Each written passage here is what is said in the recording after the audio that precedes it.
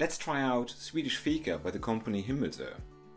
They have designed a very nice package, and inside you find two different types of Fika pastry. You open the latch and you can see there they are, the two types of them. One is a chokladboll and the other one is a dammsugare, also called punschrulle in Swedish. So the chocolate ball, just like the dammsugare, they're not original size, they're a little bit smaller. Nice little snack. And also they don't exactly taste as good as if you would buy them in a Swedish bakery. But still, they do a very good job. They are nice, they're delicious. And I think they're actually a very good present for someone who wants to show how the Swedish people have a fika time. I hope you liked the video, and if you did, please give it a like.